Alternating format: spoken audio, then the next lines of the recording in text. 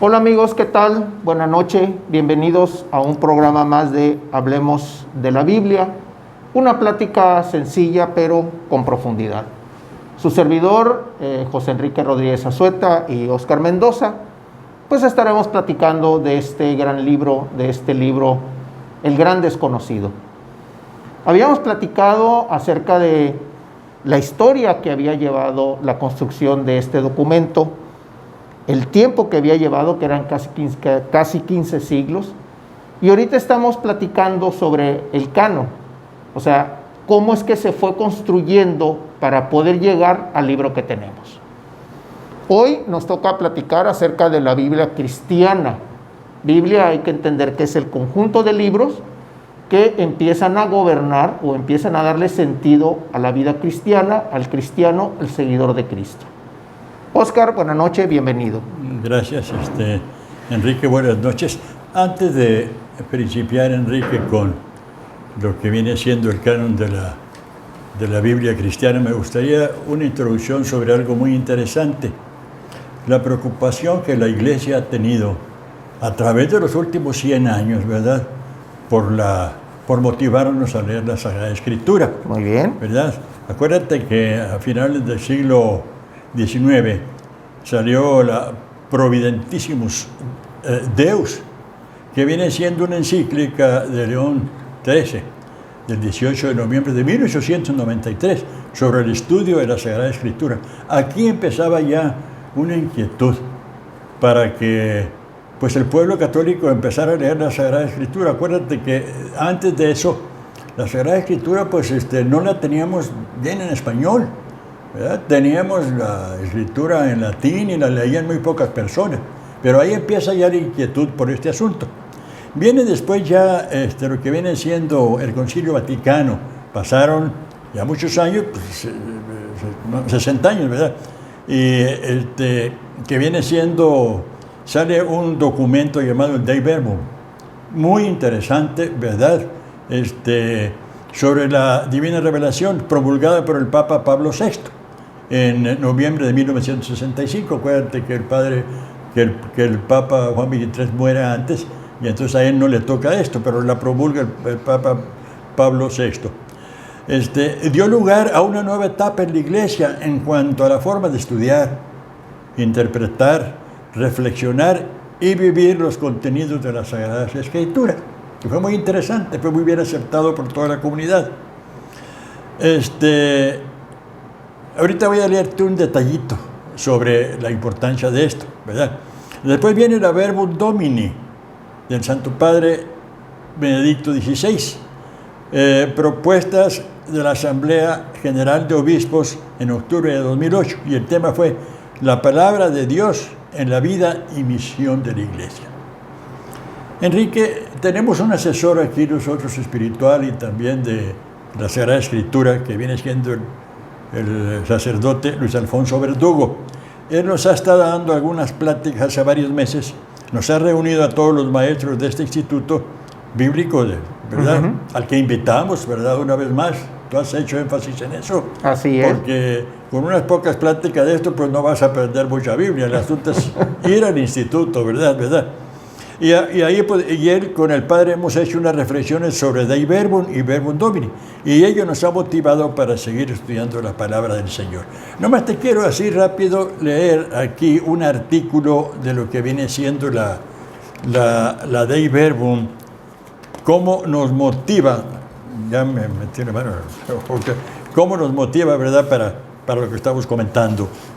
Dice: la Iglesia ha venerado siempre las Sagradas Escrituras, al igual que el mismo cuerpo del Señor, no dejando de tomar de la mesa y distribuir a los fieles el pan de vida, tanto de la palabra de Dios como del cuerpo de Cristo, sobre todo en la Sagrada Liturgia.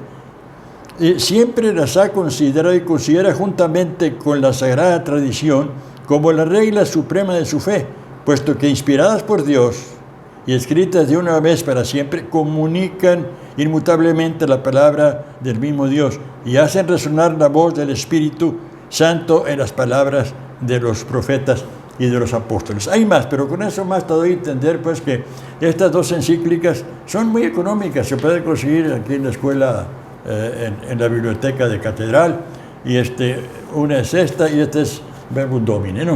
Entonces, yo únicamente con una introducción los invito a que las leamos, porque es lo que recomienda la Iglesia. Y otra cosa, para no salirnos también de la línea que la Iglesia nos indica. Nosotros estamos dentro de la línea de la Iglesia, por ningún motivo nos vamos a ir a un lado, porque sí es muy conveniente que estemos sujetos a lo que la Iglesia nos pide, ¿no? Sí, definitivamente, ¿no? Nada más una anotación ahí a eso que estás mencionando. Sí. El documento de la Dei Verbum, curiosamente, fue el primer documento con el que se iniciaron los trabajos del Concilio Vaticano II. Así es. En 1965. No recuerdo muy bien el mes. Esa es la fecha. Sí, en 1963 inicia el Concilio Vaticano II. Este documento sale en 65. Sí, pero allá voy. Este documento, la Dei Verbum, fue el primer documento que se puso sobre la mesa para empezar a trabajar. Fue el primer documento sobre la palabra de Dios. Así es. Y fue el último documento que se autorizó y que salió del Concilio Vaticano II. Así es. La experiencia obtenida por los obispos y los sinodales y todos los que estaban trabajando ahí era cómo darle a entender al hombre la grandeza de Dios para la pequeñez de entendimiento y de comprensión que el hombre tiene en sus gestos, en sus manifestaciones, en sus símbolos, en sus signos. Eso fue lo difícil de este documento, poder expresar en los numerales la riqueza que Dios durante siglos nos había dejado en las Sagradas Escrituras. Y Enrique, es muy importante que nosotros como católicos tengamos estos libros, estas encíclicas, porque esto nos permite encauzarnos, ¿verdad?, dentro de lo que es el magisterio. El magisterio de la Iglesia, exactamente. Porque ya ves cómo hay muchos grupos que se dispersan, se van y no se sujetan a esto. Y es por eso que la Iglesia ha tenido mucho cuidado en el hecho de, por muchos años no salió la Escritura precisamente por eso, por la desbandada que había, ¿verdad? Sí, y así salieron es. muchas cosas negativas. Muy bien. Entonces vamos a abocarnos ahorita al canon del Nuevo Testamento. Acuérdate que ya habíamos comentado que mientras que el canon del Antiguo Testamento tomó varios siglos en conformarse, ya hemos hablado de los 15 siglos, ¿verdad?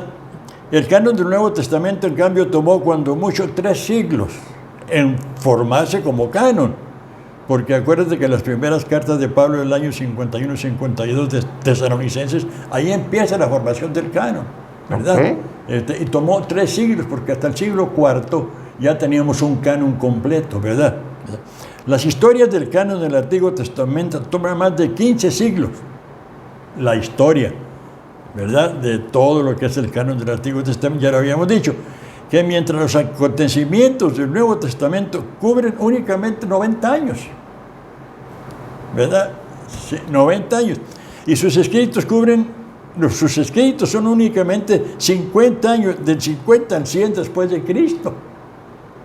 En ese tiempo es cuando se conforman casi todos los escritos, ¿verdad?, del Nuevo Testamento. Okay. El primer escrito fue la primera carta de los Tesalonicenses entre el año 51 y 52, y el último se ubica aproximadamente en el 95 al 100 con el Apocalipsis de San Juan. Exactamente.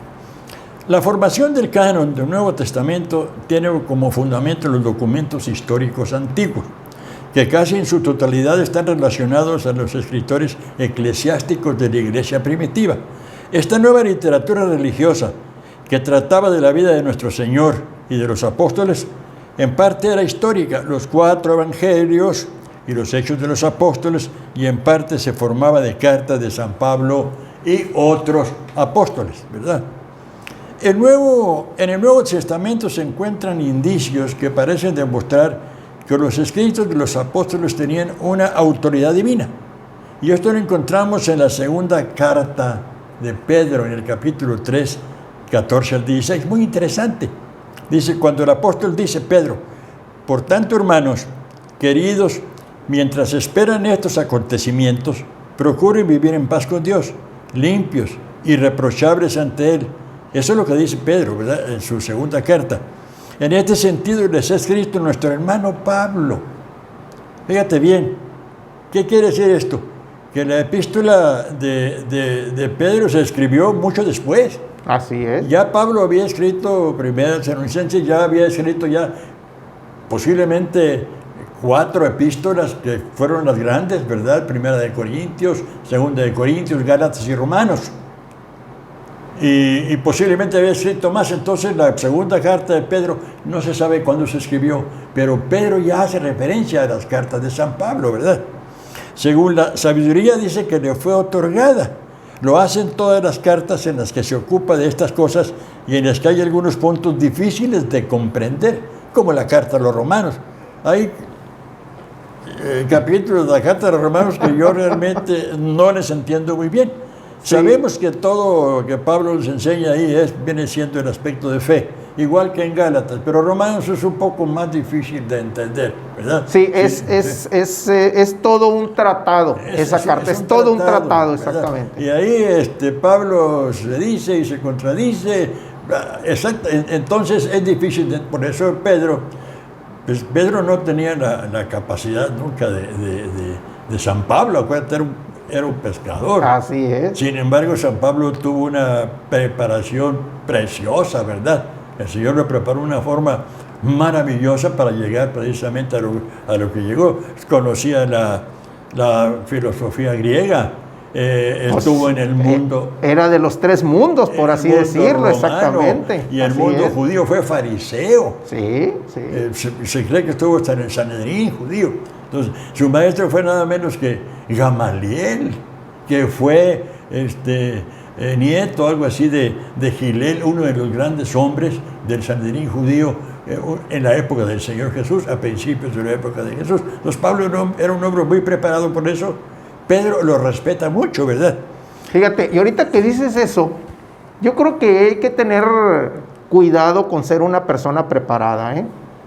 Porque si nos adherimos a Jesús y nos hacemos sus amigos, pues al rato nos va a tener como Pablo.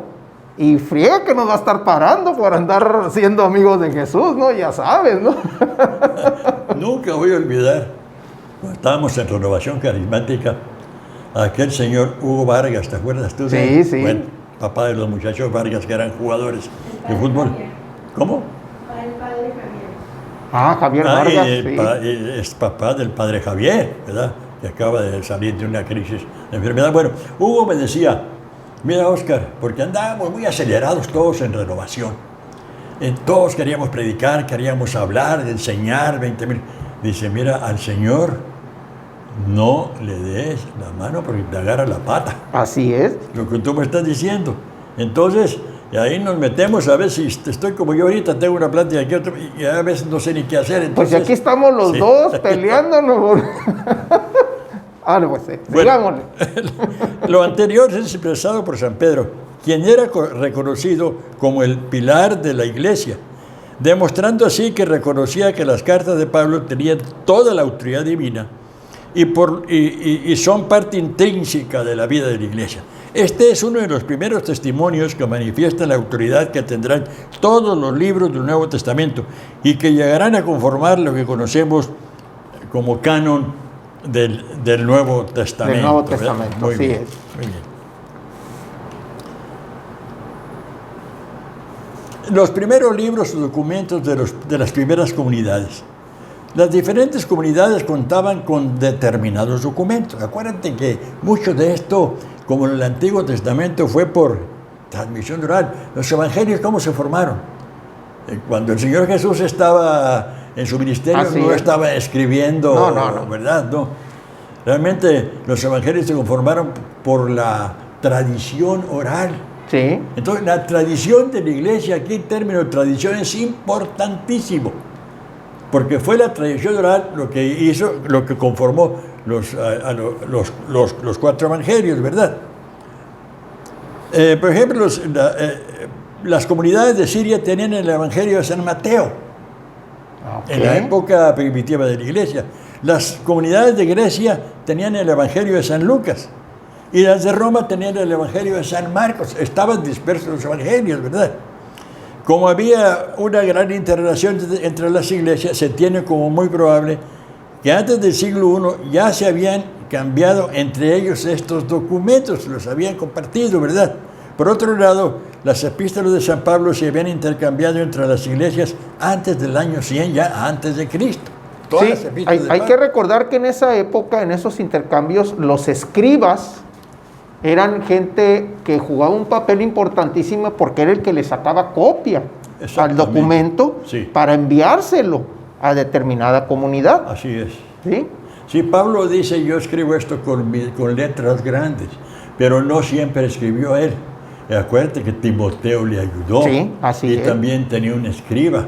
Acuérdate que Pablo también tenía problema de la vista, que se cree que era uno de los problemas del aguijón que Pablo tenía. Porque ese aguijón de Pablo ha sido muy discutido, pero muchos creen que era parte de una ceguera que él ya había empezado a tener. Pero sea como sea, Pablo escribió algo, pero también dictó mucho, ¿no?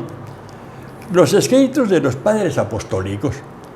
El periodo de los padres apostólicos es un periodo inmediatamente después de la época de los apóstoles, pero se le llama de los padres apostólicos, ¿verdad? Constituye una prueba cierta que desde los primeros años del siglo II las grandes iglesias estaban en posesión de un libro o de una colección de libros al cual se le daba el nombre de evangelio y se tomaba en cuenta como documento de autoridad y reconocido en todo el medio cristiano. El documento más antiguo de la palabra evangelion en griego para designar el evangelio escrito lo encontramos hacia el año 100-110 en un documento llamado la Didache. La Didache fue uno de los escritos más importantes de la época postapostólica. Era un documento que te indicaba cómo debías de ser tú como un predicador de la palabra, cuánto tiempo debías estar en un lugar, después irte de ahí. Tenían miedo que se quedara mucho tiempo porque había grupos y muchachas de las iglesias y tenían mucho temor de todo eso, ¿no? Entonces la Didache es quien empieza a usar la palabra evangelio. Documento con mucha autoridad y con normas y reglas es la Didache, que regía las comunidades primitivas cristianas en esa época y que formaba parte de los escritos de los padres apostólicos. Y también lo cita San Ignacio de Antioquía. Ignacio de Antioquía fue otro hombre, ¿verdad?, que escribió, ¿verdad?, y que perteneció a la época postapostólica, llamada de los padres apostólicos. San Ignacio de Antioquía, grandísimo, muere, ¿te acuerdas? Mártir en Roma, va hacia Roma al martirio y los romanos le mandan un aviso, una carta diciendo, te podemos salvar. No, dice, yo quiero morir comido por las fieras, ¿verdad? Y me acuerdo que hay una leyenda, una tradición que dice que cuando abren el cuerpo de él, dice, portador de Dios. Entonces, él escribió varias cartas también, ¿verdad?, en su camino a Roma. Bien. Este fue San Ignacio de Antioquía, pero vamos a ver otro detalle aquí. ¿Qué fue lo que aceleró realmente la formación del canon del Nuevo Testamento? Porque se tuvo que acelerar porque había aparecido otra cosa en esos días. Habían aparecido, aquí tengo más o menos una lista, muchos documentos apócrifos, ¿verdad? Y hay una relación de escritos apócrifos de esa época que fueron desechados por la iglesia.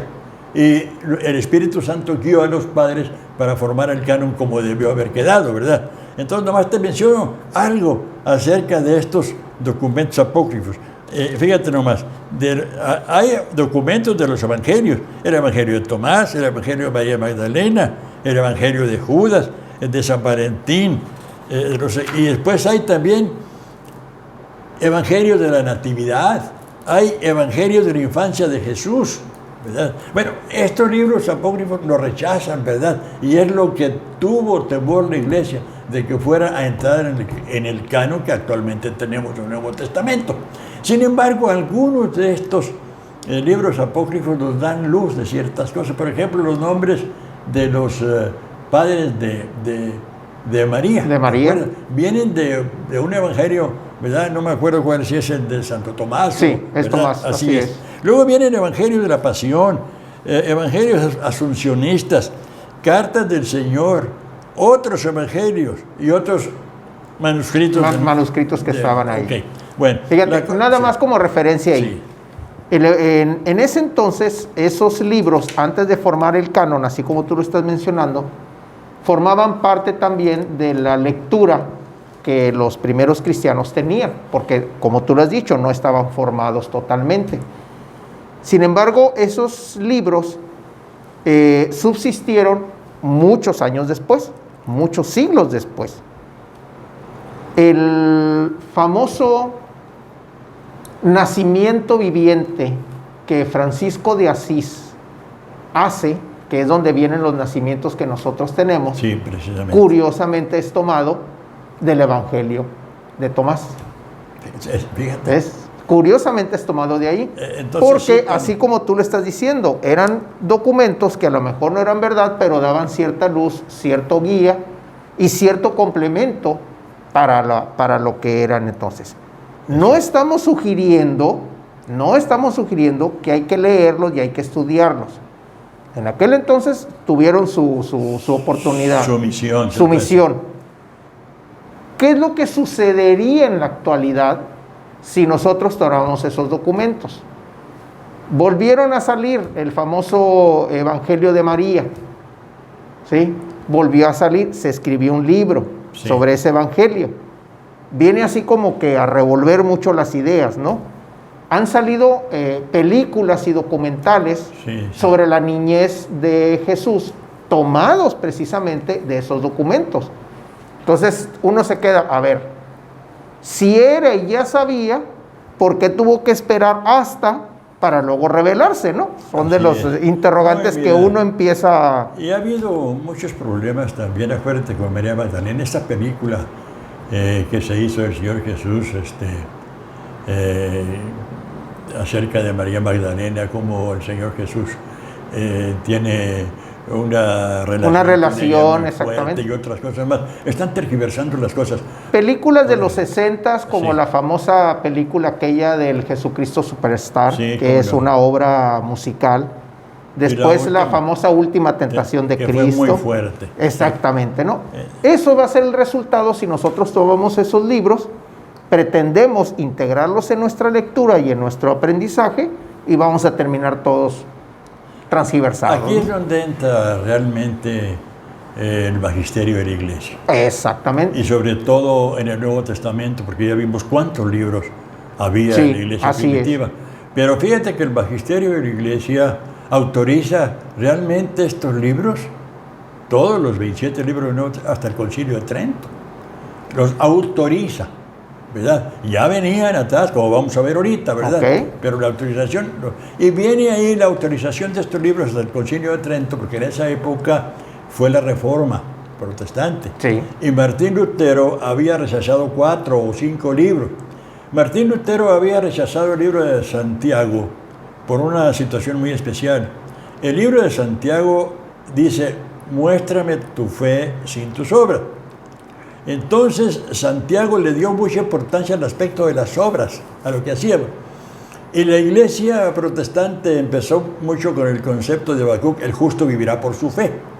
Entonces ellos le daban una importancia tremenda a la fe y todo lo que olía a obras lo rechazaron. Entonces viene el Concilio de Trento y el Concilio de Trento se da cuenta de lo que venía desde el principio de la Iglesia y rechaza muchas cosas. Sin embargo, Martín Lutero no pudo desechar el libro de Santiago y estaba también ahí la segunda de Pedro y estaba la segunda y tercera de Juan, que eran para Lutero apócrifos, pero ya ves que entraron dentro del canon protestante, ahí están. Entonces quiere decir que ahí el Espíritu Santo obra. Y por eso están en el canon del Nuevo Testamento. Así es. Tenemos aquí nosotros unas epístolas en el Nuevo Testamento, por ejemplo, San Clemente Romano. San Clemente Romano vive el año 96, ¿verdad?, después de Cristo. Utiliza ya a Mateo en sus escritos. Lo sabemos porque Clemente Romano manda una carta que no está aquí en las cartas bíblicas del canon, a los corintios, que los corintios fueron siempre, se salían del huacal. Y acuérdate que Pablo les manda 2 cartas muy duras y todavía no se metían y olvídate, fue muy duro. Sin embargo, todavía después de la muerte de Pablo, ya en el año 96, les manda una carta porque los corintios, los jóvenes, habían sacado de la comunidad de Corinto a los viejos. Y entonces, debido a esa carta de Clemente de Roma, la iglesia de Corinto vuelve a acomodarse, ¿verdad? Entonces es muy interesante saber todo eso, porque así es como se va a conformar el canon, ¿verdad? Entonces él utiliza a Mateo y 1 y 2 Timoteo, utiliza Hebreos, los Hechos, todo esto lo vemos por esa carta que manda él a los corintios. Primera de Corintios, Santiago y las 2 cartas de San Pedro. Entonces ya ahí, en el año 96, ya vemos que había varias cartas que utilizaban ya los padres de la iglesia. Está la epístola de Bernabé, ¿verdad? En el 98 después de Cristo, menciona en su carta el libro de Romanos, Colosenses, 2 de Timoteo, Tito, 1 de Pedro, y así el resto de los padres apostólicos que fueron Ignacio de Antioquía, el año 108, ¿verdad? San Policarpo, el 108, que Policarpo fue, por cierto, discípulo, según la tradición, fue discípulo de San Juan. San Policarpo, en el 108. Está Papías, está el martirio de Policarpo y el pastor de Hermas, que utilizan muchas cartas paulinas. Después vienen lo que vienen siendo después de... Primero fue la época de los apóstoles. Después viene la época que se llama padres apostólicos. Y después viene ya lo que vienen siendo los apologistas, que fueron los defensores de la fe, pero que también utilizan algunas de las cartas que ya estaban en boga. Está Arístides de Atenas, en el año 140 después de Cristo. En su apología narra la vida de Jesús y afirma que la venida de nuestro Señor se conoce por los evangelios. Cita a Mateo, ya a Juan, fíjate nomás, ya cita a Juan, los hechos de los apóstoles. Juan fue muy tardía, sin embargo ya la cita. Sí, así es. Cita a Romanos, 1 de Timoteo, Hebreos y 1 de Pedro. Después viene en el año 150 al 160 lo que viene siendo San Justino. Es el primer escritor antiguo que nos habla de uso en la liturgia del Nuevo Testamento, en la reunión de los cristianos, y dice que el domingo todos los que viven en las ciudades o en el campo se reúnen en un lugar y se leen ahí las memorias de los apóstoles y las escrituras de los profetas. Fíjate cómo se utilizaba el Antiguo y el Nuevo Testamento. No había escrituras completas del Nuevo Testamento, entonces tenían que leer a como de lugar el Antiguo Testamento, ¿verdad? Entonces, que era la escritura que realmente existía en la época del Señor. Conoce bien ya a Mateo y Juan y cita los hechos de los apóstoles y las escrituras de los profetas, ¿verdad? Ya utiliza además la carta de Santiago, también 1 y 2 de Pedro y 1 de Juan. ¿Cómo sabemos esto? Pues por los escritos de ellos, ¿verdad? Muy bien. Ve cómo se va conformando ya poquito a poquito lo que viene siendo el Nuevo Testamento. Allí, una pausita nada más. Sí, cómo no. Ahí estás mencionando, por ejemplo, cómo es que la comunidad se reunía y cómo es que la comunidad compartía. Obviamente no era así como en la actualidad de que, a ver, muchachos, cada quien traiga sus Biblias, ábranlas en el documento fulanito de tal y uno busque tal cita y otro busque otra cita, ¿no? Como podría ser el día de hoy, sí, ¿no? Ahí es donde empiezan a nacer, o donde ya la tradición lo trae, la cuestión es de los nombres litúrgicos. El diácono, el presbítero, exacto, y el episcopo, sí, que es el obispo, ¿no? El diácono era el encargado de servir o de atender a aquellas personas que estaban llegando a la reunión. Así es. Acomodarlas, sentarlas, ofrecerles lo que fuera, ¿no? Lo que hubiera.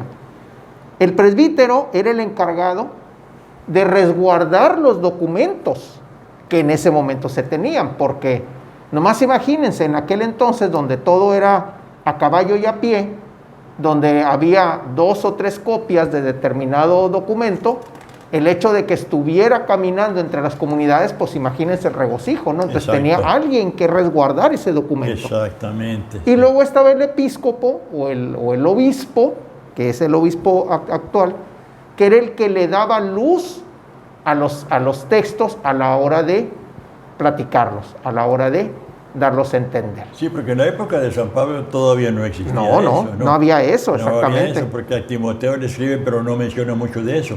Menciona un poquito algo acerca de... ya empezaba una jerarquía, pero todavía la jerarquía vino hasta después. Mira, estamos aquí nosotros avanzando por años. Vamos a llegar hasta la época en que ya fue conformado, que ya se conocía todo el canon del Nuevo Testamento. En el año 172, después de Cristo, hubo un hombre llamado Tasiano el Ciro. Compuso una armonía de los 4 evangelios, se le llamó el Diatessaron. Fue muy conocido porque era una armonía entre los 4 evangelios.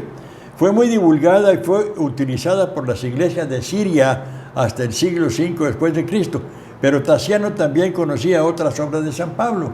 Entonces, acuérdate que el evangelio en Medio Oriente empieza muy fuerte en el norte de Siria. Ahí estaba Alepo. Y Sí. había otras ciudades, ¿verdad? Que para mí es un misterio el hecho de que realmente el evangelio no hubiera avanzado más al sur. Estamos aquí hablando ya, estamos ya casi en el 200. Y faltaban unos 400 años para que llegara el famoso Mahoma. Porque Mahoma llega, el 570 nace, y el ministerio de él se puede decir que es del 570 hasta el 632 después de Cristo.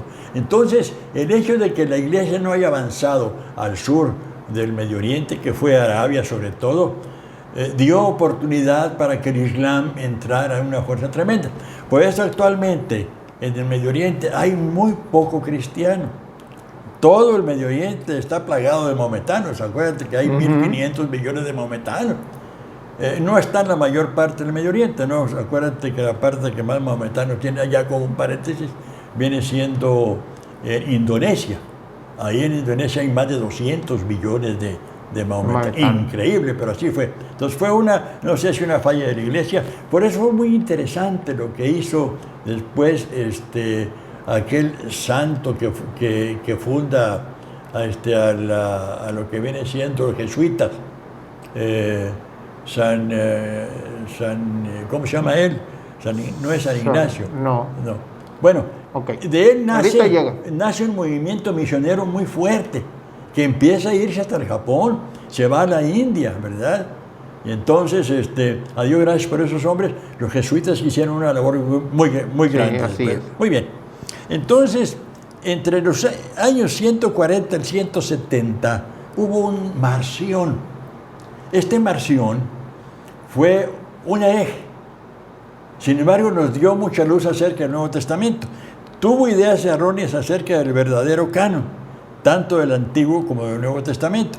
Paradójicamente se toma como ejemplo del conocimiento que tenía de los libros sagrados, porque estaba en contra de algunos, como verás, negaba todo el Antiguo Testamento, ¿verdad?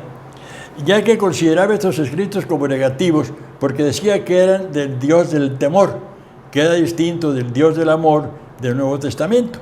Reconoce como canónicas 10 epístolas de Pablo y no acepta ni las pastorales ni Hebreos.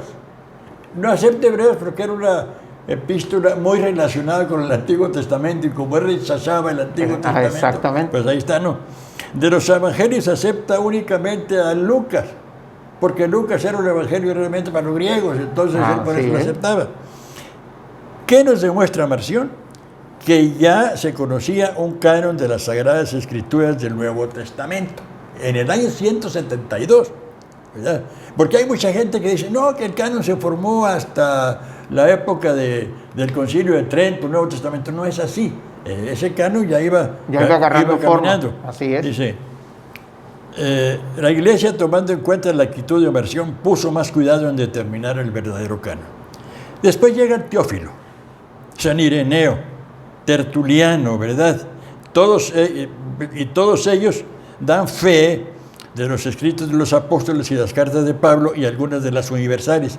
Y es Tertuliano quien combate a Marción, a quien no considera cristiano y por lo tanto no tenía derecho a hacer uso de los escritos de los cristianos. Allá tenían sus pleitos muy fuertes, ¿no?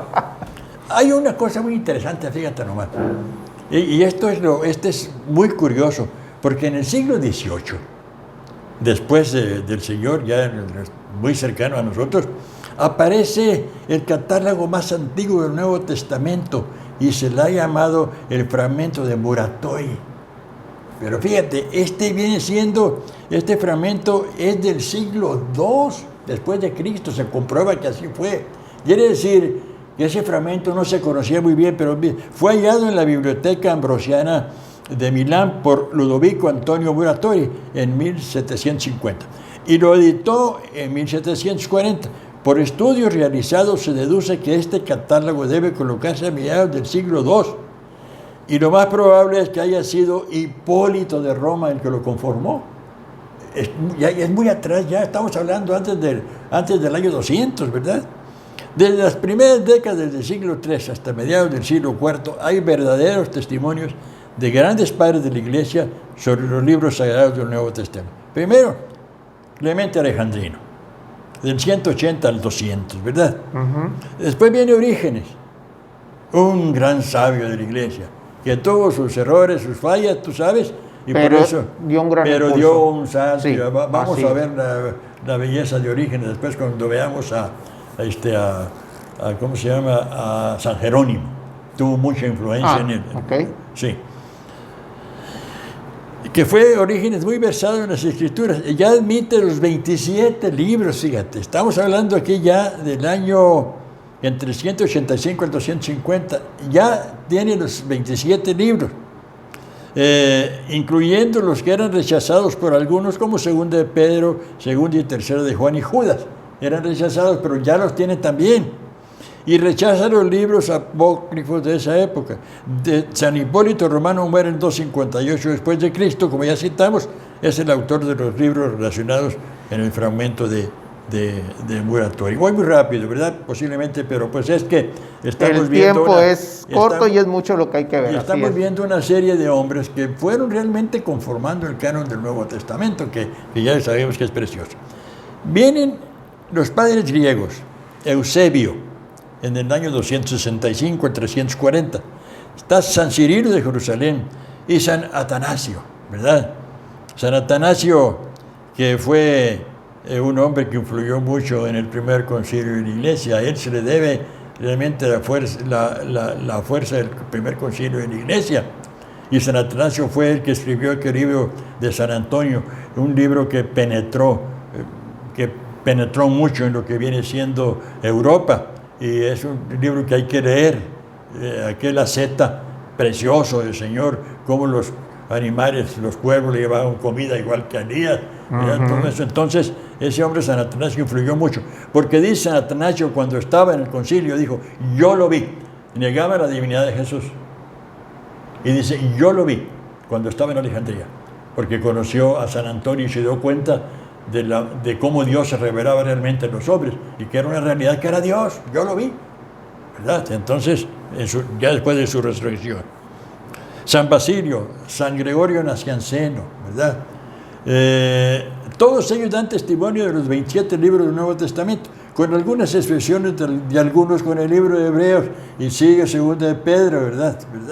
Bueno, luego viene, lo mismo sucedió con los padres de Antioquía, los padres latinos, quienes aceptaron los 27 libros de nuestro canon. Pero es muy importante la opinión de San Jerónimo de Estridón, que vamos a verlo en un momentito con la Vulgata Latina, autor de la Vulgata Latina, ya que él aceptó íntegros los 27 libros del Nuevo Testamento y adoptó la Veterum, así se dice, autoridad de los padres antiguos, y recibe todos los 27 libros como canónicos ya, ¿verdad? Él ya tenía conocimiento sobre las dudas de algunas epístolas y afirmó que han obtenido autoridad canónica y las coloca sin ninguna duda entre los libros canónicos de la Vulgata Latina. ¿Ok? Y luego viene San Agustín. ¿En qué año vamos ahorita? Vamos ya, se puede decir que ya vamos a terminar, ¿verdad? Bueno, ya, ahí vamos a dejar terminar. San Agustín es muy importante. Sí. San Agustín y San Jerónimo acuérdate que fueron ellos contemporáneos, ¿no? Se escribieron 18 cartas entre ellos, ¿no? Y ya habíamos comentado la vez pasada que tuvieron sus diferencias, ¿no? Sobre todo por la traducción de la Biblia al latín. San Agustín no quería que fuera de de los originales hebreos, quería que fuera de la Biblia que se utilizaba. Fíjate, es el año 300 y pico, y todavía el griego imperaba en el occidente, en la época de Agustín, en el norte de África, y imperaba también en Roma, porque era la Biblia griega la que se utilizaba. Ellos fueron contemporáneos. Y luego tuvieron diferencias ellos dos, porque San Agustín tenía una opinión muy diferente a él en algunos detalles también de la historia, ¿verdad? Y tuvieron su enfrentamiento, pero ellos se llevaban bien. Fueron 18 cartas, ya han quedado algunas, me parece que están en el Vaticano, ¿verdad? Pero bueno, ahí fueron así contemporáneos. Vamos a terminar ya con esto de los años, porque muy bien.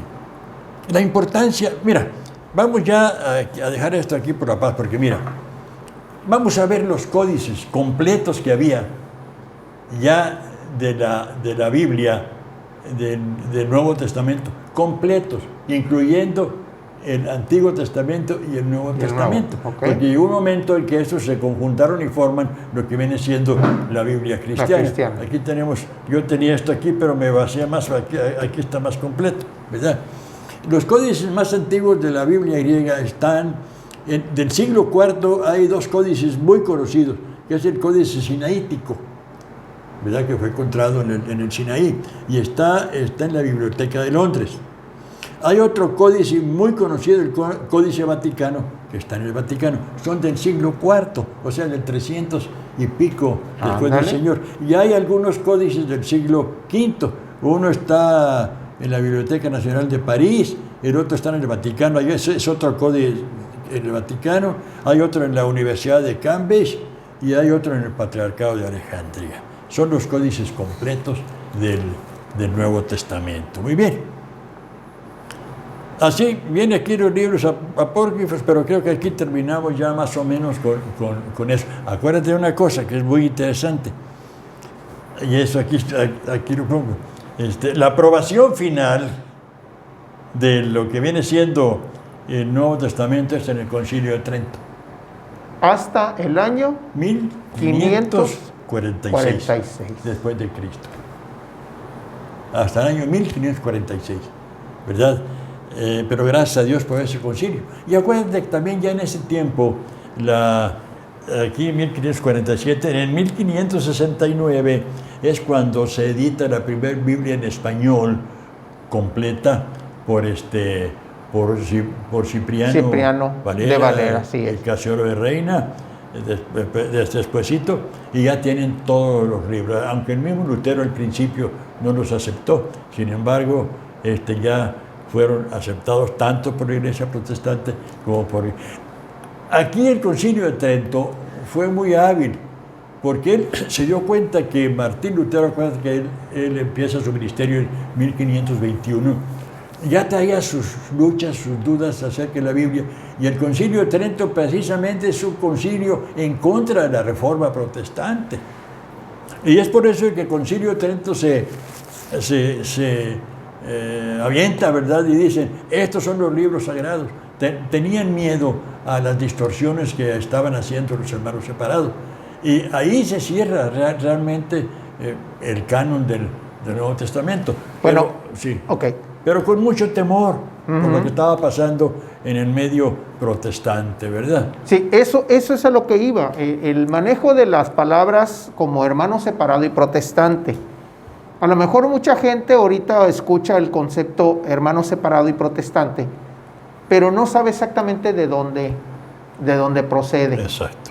Lutero, que también es protagonista del famoso gran cisma, ¿sí?, que es la división de la Iglesia, la división que va en contra del Vaticano y todo esto, es porque él empieza a darle un sentido a las Escrituras.